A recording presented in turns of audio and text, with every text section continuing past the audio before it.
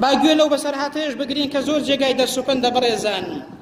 پیاوێکی دەوڵەمەند بە ناوی نوحی کوڕی مەریەم شاگردێکی لەلا بوو، پیاوێکی لەلا بوو، کەسێک گەنجێکی لەلا بوو کە ژنی نەهێنا بوو، پیاوێکی دەوڵەمەند بوو، پیاوێکی خاوەن حەسەب و نەسەب بوو، باغێکی هەبوو. ئەو گەنجەیە کە لەلای بوو گوتی بڕۆ لەلای ئەو باغەی بۆ خۆت ئاگات لە باغەکەت بێ و چاودێری باغەکە بکە و باغەکەم بۆ خزمەت کە.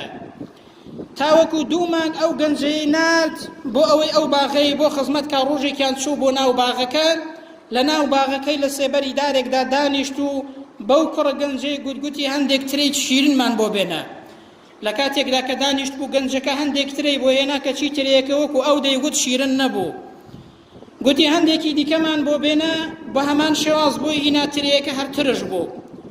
زاری سێم پێی گوتەوە، گوتی هەندێکی دیکەمان بۆ بێنە، هەر ترش بوو.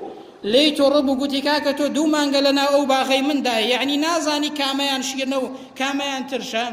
گوتی نە بەخوا لەو باغەیە کە 2 مانگە کردومت بەسەر بە چاودێری ئەو باغەیەوە هەتا وەکو ئێستا یەک دنکم لێ نەخواردەوە.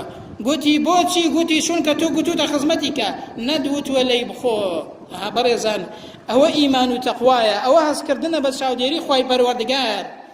ئینسانی وا هەیە لە مزگەوت هیچ عیبی نییە دوو لە ڕووی جەنابتان، بەڵام ئەگەر چۆ دەرەوە هەرچی حرام هەیە لێی هەڵکەوێ دەیکات. ئەوەیە کە ئینسان بەرنامەی خوای گەورە دەبەجێ بەجێ بکات لە ژیانیدا. ئەوەیە کە ئینسان بەرنامەی خوای گەورە یعنی پەیوەستە بە هەموو ژیانی ڕۆژانەمانەوە. بۆیە ئەو پیاوە دەوڵەمەندە زۆر پێی سەیر بوو، گوتی وەڵڵی مادام ئاوا خاوەن تەقوە و وەرعی، بەخوا دەبێ پرسێکت پێ بکەم. کچێکم هەیە لە ماڵەوە، کچێکی زۆر جوان و چاکە، زۆر خاوەنی ئیمان و ئەخلاقە، زۆر پیاوی دەوڵەمەندیش هاتووە بۆ داوای، پیاوی حەسەب و نەسەب هاتووە بۆ داوای خاوەنی پلە و پایە، پیاوی دەوڵەمەند هاتووە. مەشوەرەتێکت پێ بکەم بزانم کچەکەم بە کێ بدەم پێت باشە. گوتی وەڵڵا قوربان، جاران لەسەر دەمی جاهیلیەتدا عەرەب کچیان دەدا بە خەڵک لەبەر حەسەب و نەسەب و بنەماڵە و بەرزی و ئەوانە. و هەروەها یەهودیەکان کچ بەشوو دەدەن لەبەر ماڵ و سامان و دەوڵەمەندی، مەسیحیەکانیش لەبەر جوانی، ئینسانی ئیمانداریش لەبەر تەقوا و ئەخلاق و ڕووش و دین کچەکەی بەشوو دەدات. دەیگوتی وەڵڵی بە قسەت دەکەم، تەنها لەبەر ئەوە دەیدەمە ئەو ئینسانەیە کە خاوەنی تەقوا و دین و ئەخلاق و ڕووشتە.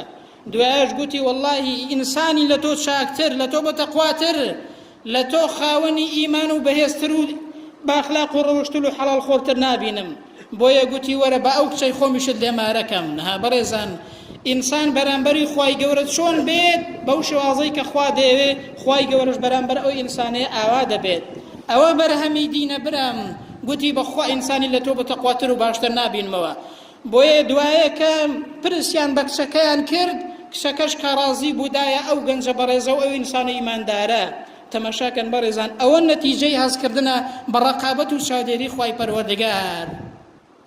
بەڵێ نەتیجەی ئەو زەواجەیە ئەوە بوو بەڕێزان، دوای ئەوەی کە ئەو ئافرەتەیەدا بەو ئینسانە ئیماندارەیە، ئەو پیاوەدای بەو ئینسانە ئیماندارەیە، ئەوە بوو دوایە منداڵێکیان پەیدا بوو، کوڕێکیان پەیدا بوو، ناویان نا عەبدوڵڵا، ئەو پیاوە ناوی مبارەک بوو. کوڕێکیان پەیدا بوو، ناویان نا عەبدوڵڵای کوڕی مبارەک. ئێستا ئەو عەبدوڵڵای کوڕی مبارەکە یەکێکە لە زانایان، یەکێکە لە پیاو چاکان، یەکێکە لە پیاوە زاهیدەکان. بەڕێزان، ئەوە ئالە و کوڕ و کچەیەوە پاشکەوت. ئەوە بەرهەمی هەستکردنە بە چاودێری خوای پەروەردگار.